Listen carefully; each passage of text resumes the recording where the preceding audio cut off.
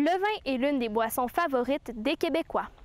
Malgré un climat rigoureux, il est possible d'établir un vignoble au Saguenay-Lac-Saint-Jean. Bienvenue à Agriproduction.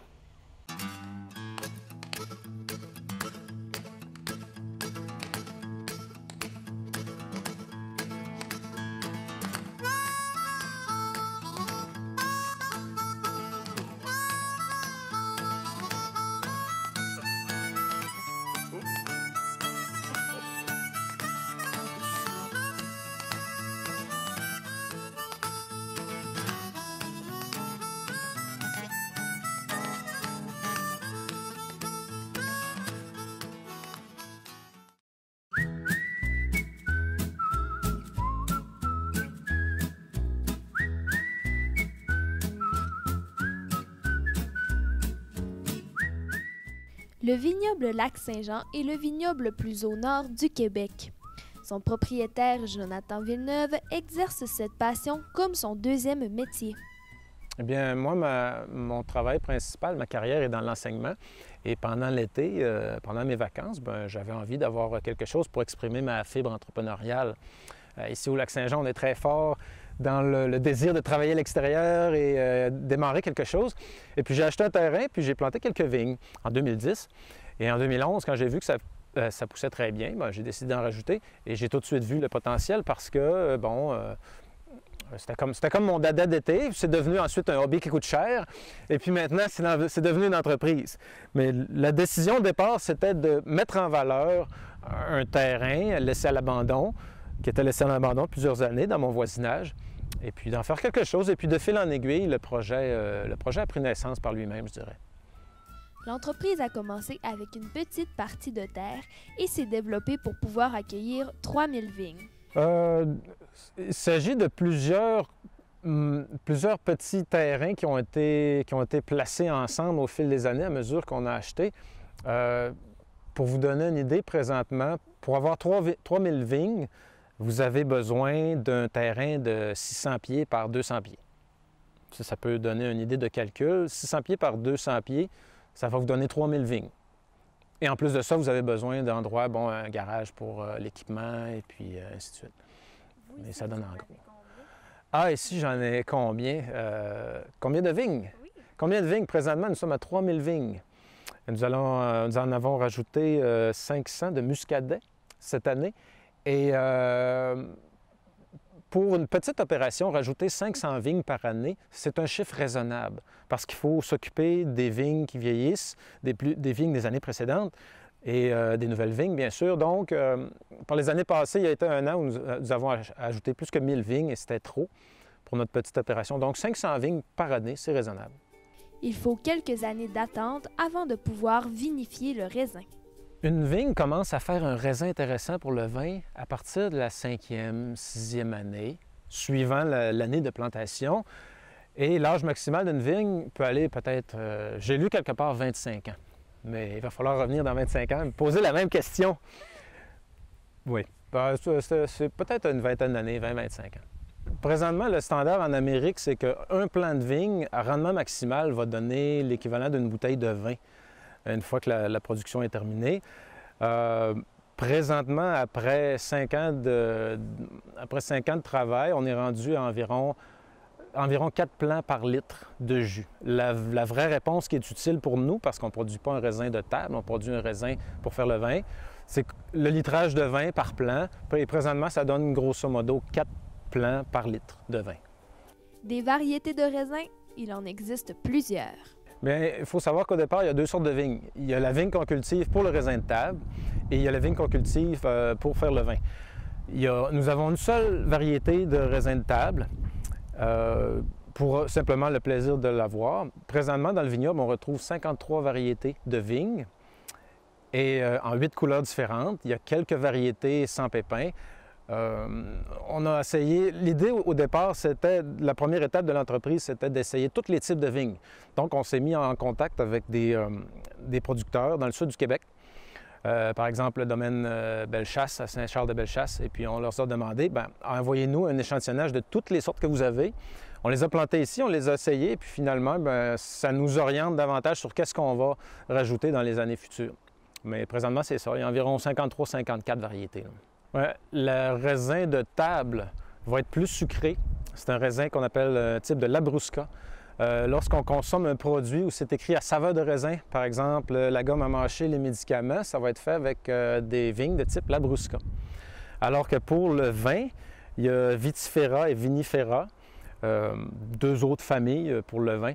Mais la différence principale, je vous dirais que, bien sûr, tous les raisins se consomment. On peut les manger, sauf que les gens ont des préférences pour le Labrusca parce que ces raisins-là sont plus sucrés, sont plus hâtifs et puis sont plus commercialisables, si on veut.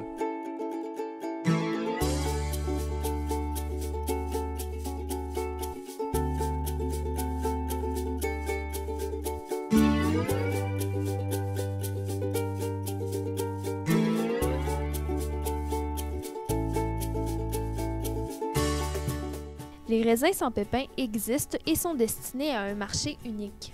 Les raisins sans pépins, généralement, c'est des raisins de table et ce n'est pas un raisin idéal pour la vinification. C'est des raisins qui ont été croisés afin d'obtenir... En fait, les raisins sans pépins, c'est pas tout à fait vrai parce qu'ils ont des pépins tellement petits et minuscules qu'on croque dedans et on s'en rend pas compte. Mais non, à ma connaissance, peut-être que je me trompe, mais je ne crois pas qu'il y a des vins faits à partir de raisins sans pépins. Raisin sans pépins, c'est un produit qui a été croisé pour les tablettes des supermarchés. Parce que tous les raisins, naturellement, ils ont des pépins. Là. La couleur du raisin donne un bon indice sur plusieurs aspects importants de la vinification. Ce qui arrive, c'est qu'il y a des raisins qui ont un cœur de raisin jaune, mais ils ont une peau de raisin rouge. Oui, la couleur du raisin, le raisin qui donne le vin blanc, il peut être soit plus vert, il peut être vraiment blanc, il peut être un peu plus jaune aussi. Mais effectivement, oui, ici, nous avons 8 couleurs de raisin et il nous reste à faire des tests pour savoir lesquels va donner une qualité optimale de produit fini. C'est sûr qu'au départ, on peut avoir une indication sur le goût de par la couleur du raisin. Par exemple, un raisin qui va être davantage vert ou jaune va être un peu plus acidulé. Mais je vous dirais que le raisin que l'on peut goûter dans notre vignoble se compare aucunement avec ce qui se retrouve sur les tablettes d'épicerie. Parce que les tablettes d'épicerie, on souvent choisissent... dans les supermarchés, on a souvent les mêmes sortes de raisins. Qui contiennent un grand pourcentage d'eau. Les gens viennent ici, ils vont goûter à notre raisin puis ils vont dire le goût est vraiment très intense ou ils sont un peu plus surettes. Non, je ne crois pas que la couleur a vraiment une différence. La couleur nous donne une idée sur peut-être le taux d'acidité ou le taux de sucre ou la maturation du raisin. Mais chaque raisin a un goût différent, bien sûr. Si on goûte tous les raisins dans le vignoble, ils vont tous avoir une légère différence entre un et l'autre. Bien, la maturation du raisin, c'est que la plante a différents stades de croissance. Et ce qu'on fait, c'est qu'on se promène dans le vignoble, on prend un échantillonnage du fruit et on teste le taux de sucre. Et puis, lorsque le taux de sucre a atteint son maximum, il va plafonner, ensuite il va commencer tranquillement à décliner. Et c'est ça qui nous indique le moment idéal pour la récolte. Bien sûr, ça peut aller à différents moments. Par exemple, il y a des raisins qui vont être prêts vers la mi-août. Les plus tardifs peuvent être prêts à la fin septembre. Donc, ça dépend de la variété, ça dépend du climat. Cette année, on a un manque de soleil, donc c'est difficile à prévoir. Oui, le raisin va maturer. Maturer, dans le fond, ça veut dire lorsque la plante cesse de mettre des énergies dans son fruit. Les tiges de vigne doivent être attachées à des fils de fer. Bien, le plant de vigne fait une tige avec des tendrils qui cherchent à s'accrocher à quelque chose. La fonction des fils releveurs, c'est pour que la vigne puisse pousser de façon verticale pour aller chercher son soleil. Et en poussant de façon verticale, ça expose les grappes aux rayons du soleil aussi, ce qui est bénéfique pour le fruit. Parce que s'il n'y avait pas les fils, les vignes feraient simplement courir sur le sol avec le raisin en dessous et on ne pourrait pas obtenir un rendement maximal de la plante. Bien, je vous dirais, si vous venez au printemps, le plant de vigne peut avoir, disons, 1,5 pied de haut. Et pendant l'été, on peut voir des tiges, ça peut pousser facilement. Une tige de vigne peut aller 2 mètres. 2 mètres, peut aller chercher jusqu'à 2 mètres en une seule saison. Et à la fin de la saison, on va couper la tige de très, très court et recommencer l'année suivante. Parce que sinon, si on ne coupe pas la vigne ne se sentira pas menacée, elle n'aura pas de raison de faire de fruits. Elle va faire peu de fruits, les fruits vont être amers, parce que tout va bien, la vie est belle, elle fait de la tige, des feuilles. Mais parce qu'on la tige, ça provoque une réaction à l'intérieur de la plante qui dit à la plante, bien, je dois produire quelque chose, je dois faire des raisins pour me reproduire.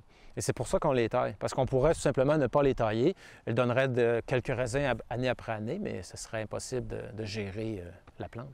Il existe différents types de raisins et différentes façons de les transformer. Si vous faites du raisin de table, vous allez cueillir le raisin lorsqu'il est à son plus sucré. Mais ça ne veut pas dire nécessairement qu'un raisin qui est à son plus sucré va donner le meilleur vin. Donc, pour les variétés de vignes que nous avons qui seraient intéressantes pour le raisin de table, on parle de la fin août. Les premiers moments où on mange une grappe et tous les raisins sont bleus, tout le tour du raisin, tout est beau, c'est vers la fin de août. Dans les premières semaines de septembre, ça peut aller jusqu'à la fin septembre. Par contre, si on veut faire du levain de glace, on doit laisser, comme par exemple dans ce champ-là, on a une variété qui s'appelle le Frontenac gris.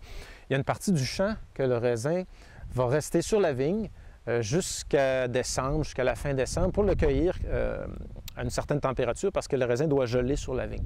Donc, si on fait du vin de table ordinaire, on peut cueillir quelque part dans septembre. Si on fait le vin de glace, ça peut être entre le milieu décembre et le milieu janvier.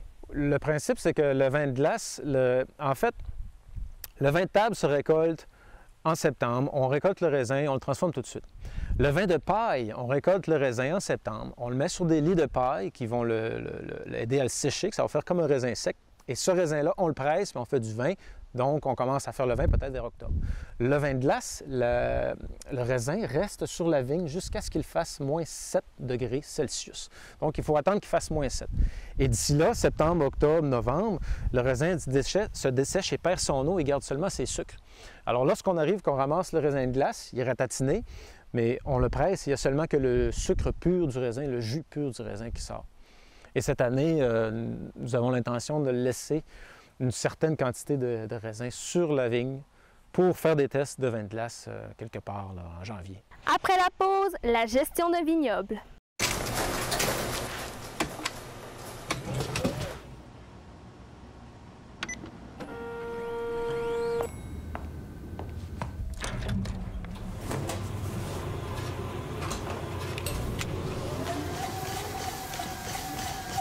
Dans la vie, il y a des machines qu'on contrôle et des machines qu'on ne contrôle pas.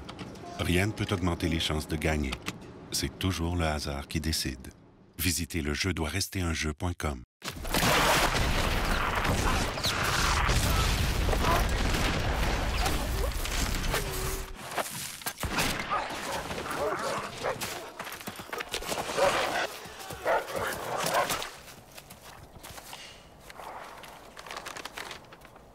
Qu'est-ce qu'on mange pour souper?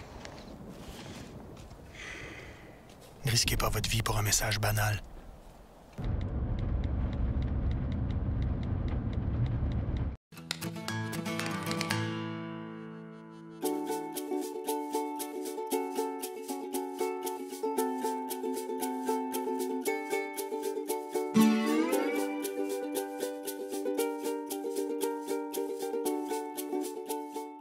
Un vignoble demande une gestion importante. C'est un travail qui se segmente en étapes. Ouais, la façon que ça fonctionne, c'est que c'est des bourrées de travail. D'abord, au printemps, on doit choisir quel bourgeon on va laisser sur les vignes. Pendant l'été, une fois que les tiges ont atteint une certaine longueur, on doit relever les tiges pour qu'ils poussent à la verticale. Ensuite, vers la fin de l'été, on fait une taille en verre qu'on appelle pour forcer le plant à maturer plus rapidement. À l'automne, il y a la récolte. Et puis finalement, avant l'hiver, on fait une taille en prévision de l'année suivante. Donc, c'est vraiment des bourrées de travail. Et puis, entre ces bourrées de travail-là, il y a aussi tout l'entretien du terrain, la tonte des pelouses, les programmes d'engrais, la surveillance pour les insectes et les choses comme ça. C'est que sur une tige de vigne, on doit choisir quel bourgeon on garde. Parce que si on laisse tous les bourgeons, la vigne ne se sentira pas menacée. La production du raisin, c'est une réaction à la plante qui se sent menacée. Donc, plus on la taille, plus on enlève des bourgeons, ça va la stimuler à faire du fruit. Donc, il faut trouver une bonne balance entre laisser assez de bourgeons pour qu'il y ait des tiges et des feuilles pour faire la photosynthèse pour le fruit, mais pas en laisser trop parce que sinon la vigne va tout dépenser son énergie à faire de la tige et des feuilles et puis on n'aura pas autant de fruits qu'on aimerait en avoir. La récolte se fait manuellement. Nous avons toujours récolté manuellement. Ça endommage un petit peu la plante, mais pas beaucoup.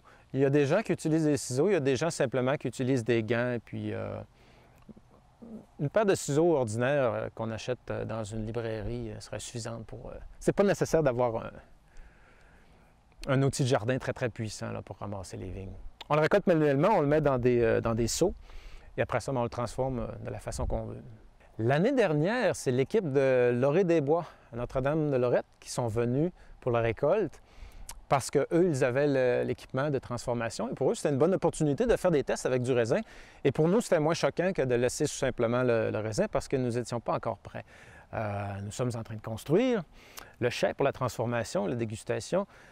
Et d'ici peut-être 2 ans, on devrait finalement être prêt à mettre quelque chose en marché. C'est un processus qui est très long. Il faut faire nos pas avec beaucoup de précautions aussi. Parce que ça arrive une seule fois par année, la récolte, comme tous les autres produits agricoles, mais il ne faut vraiment pas se tromper, là. Ça prend du temps à développer. Et le but ici, c'est que les gens vont pouvoir venir goûter le produit et acheter les bouteilles parce que tout va être fait sur place, tout va être fait à un seul endroit. On cultive le raisin ici et on le transforme ici, on le vend ici, on peut organiser nos réceptions ici, et ainsi de suite. Pour Jonathan Villeneuve, le climat québécois n'est pas un obstacle. Le climat n'est pas une difficulté. Je pense que une caractéristique des gens qui se lancent dans l'agriculture un peu hors norme, si on veut, par exemple, il y a des gens qui font on pense à M. Dave Bélanger qui fait des amélanchiers, il y a des gens qui font des canneberges. Il ne faut pas voir l'hiver comme un obstacle. Si on voit l'hiver comme un obstacle, on va essayer des méthodes qui ne seront pas nécessairement productives. Il faut voir l'hiver comme quelque chose qu'il faut apprivoiser, quelque chose qui travaille à notre avantage. C'est merveilleux qu'ici, on ait un hiver comparé, par exemple, à la Californie ou à l'Italie, parce qu'un hiver, ça contrôle les insectes, ça nous oblige à repenser nos méthodes, ça nous oblige à être créatifs aussi. On ne peut pas simplement prendre les méthodes qu'ils font ailleurs et les appliquer ici. Et c'est le cas ici au Lac-Saint-Jean. On doit développer par essai-erreur. Mais non, le climat n'est pas l'obstacle de la vigne. Au contraire, il faut l'utiliser à notre avantage. Au départ, l'exemple le plus logique, c'est que dans les vignobles, dans le sud, on fait pousser le cordon de la vigne à une hauteur qui est pratique pour les cueilleurs de cueillir. Sauf qu'ici, à cause de l'épaisseur de la neige, à cause des gels tardifs le printemps, on doit faire pousser la vigne plus proche du sol. Donc, les grappes de raisin sont plus proches du sol. On doit repenser nos techniques pour ça. Mais le premier exemple que je vous dirais, c'est que la vigne doit pousser plus basse. Peut-être les rangs vont être plus espacés à cause de l'angle du soleil de la région, et ainsi de suite. Les insectes ne sont pas non plus considérés comme un problème majeur. Il y a une sorte de scarabée japonais qui touche les vignobles dans le sud du Québec. Et ici, présentement, dans notre vignoble, du moins, il n'y en a pas. Nous avons une bonne quantité d'oiseaux insectivores qui vont et viennent parmi les vignes. Donc, non, ce n'est pas un problème. Le seul problème d'insectes, qui n'est pas vraiment un problème, dans le fond, c'est la coccinelle. Le problème, c'est que la coccinelle n'endommage pas la vigne, sauf qu'elle se cache parfois au travers des grappes. Et lorsqu'on a un pourcentage trop élevé de coccinelle dans les grappes, ça peut nuire à la qualité du vin. Mais ça, c'est pas vraiment un problème, là. Il faut simplement trouver une autre façon encore de travailler avec la nature.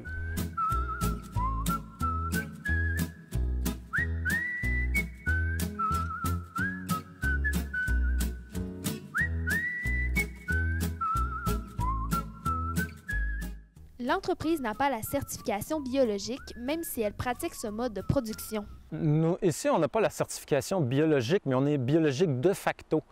Parce que, et les gens d'ailleurs qui viennent mettre du temps dans l'entreprise le savent, il n'y a aucune application de produits chimiques, il n'y a aucun engrais chimique. S'il y avait un engrais, par exemple, on peut utiliser du compost ou du fumier animal.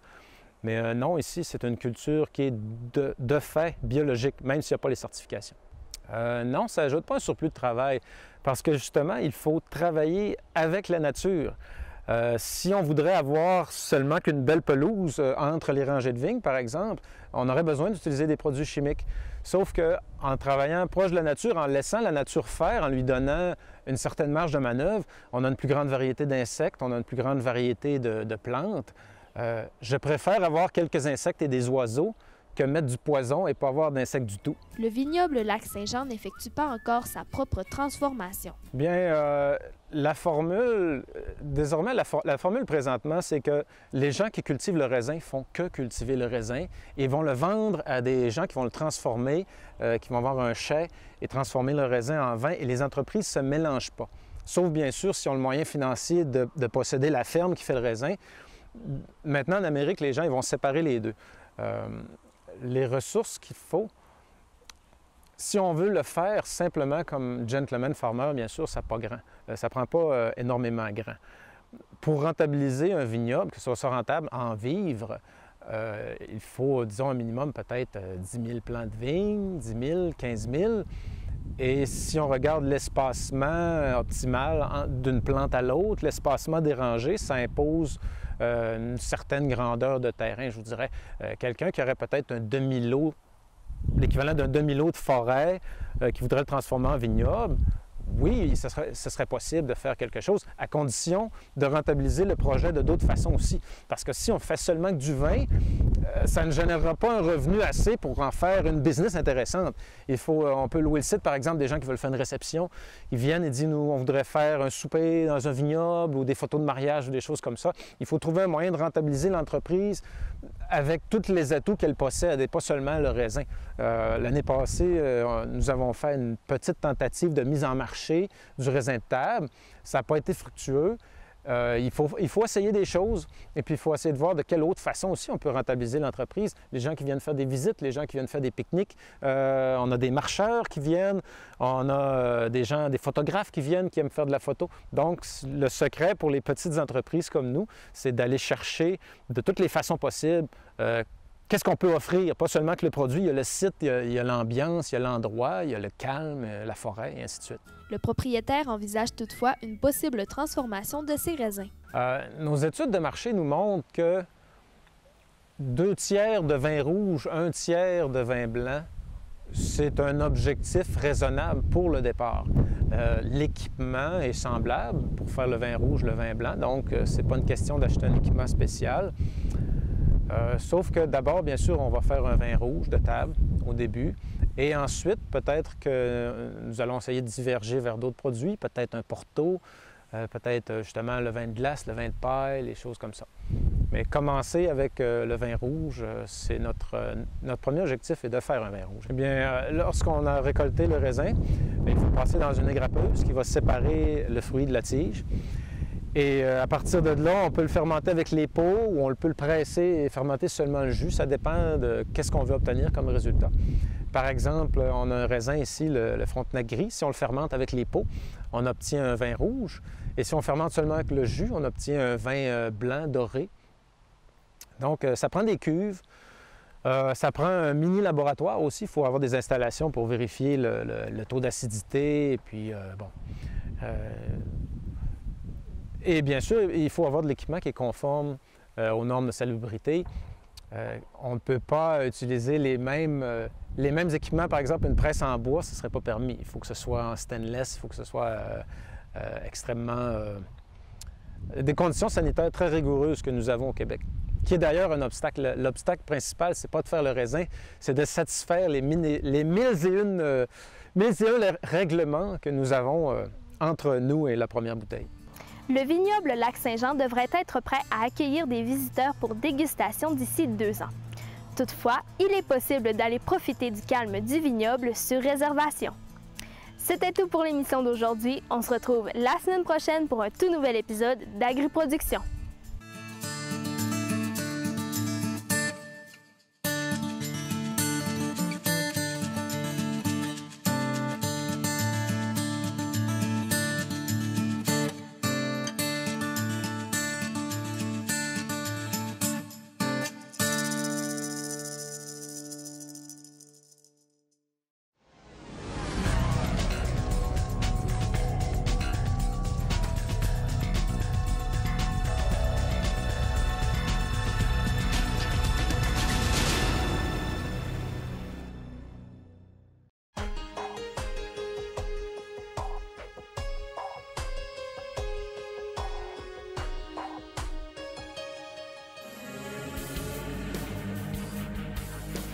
Bien, le Saguenay-Lac-Saint-Jean, pour moi, c'est... Le Saguenay-Lac-Saint-Jean, je pense que c'est... Le Saguenay-Lac-Saint-Jean, c'est la liberté que j'ai. C'est le temps, la qualité du temps qu'on a. On vit 2 heures à l'heure. le coût de la vie. Le coût de la vie, mon Dieu, c'est moins cher. Je peux me comparer à d'autres puis dire que je vis peut-être plus d'activités culturelles, que je sors plus, que je fais plus de voyages, parce que le coût de la vie, ici, c'est moins élevé. Ici, je suis à 5 minutes de mon travail, donc j'ai du temps de qualité avec mes enfants, avec ma famille.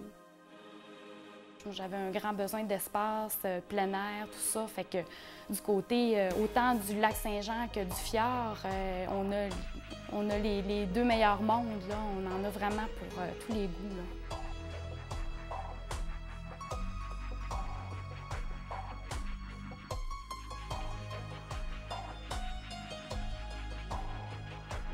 Le Saguenay-Lac-Saint-Jean, c'est une terre d'accueil, c'est un milieu de vie où tout est possible, où il y a une culture incroyable et où il fait bon vivre.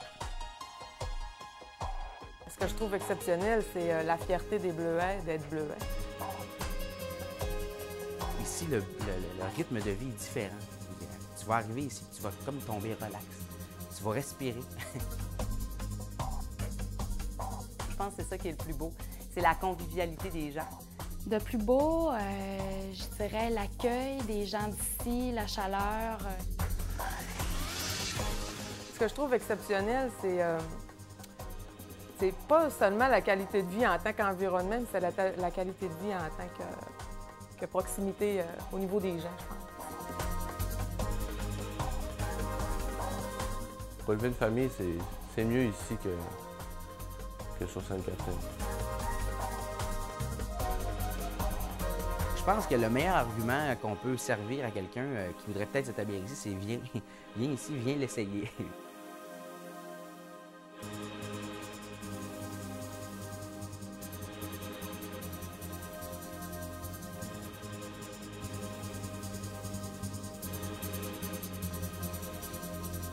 C'est simple, dans le fond.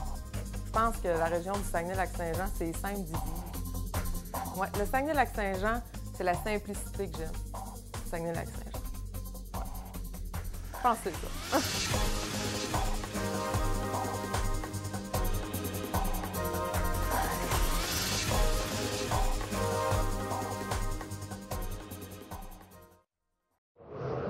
Cet hiver, avant de prendre la route, composez le 511 ou consultez le québec511.gouv.qc.ca pour planifier vos déplacements. Prenez le volant en toute sécurité.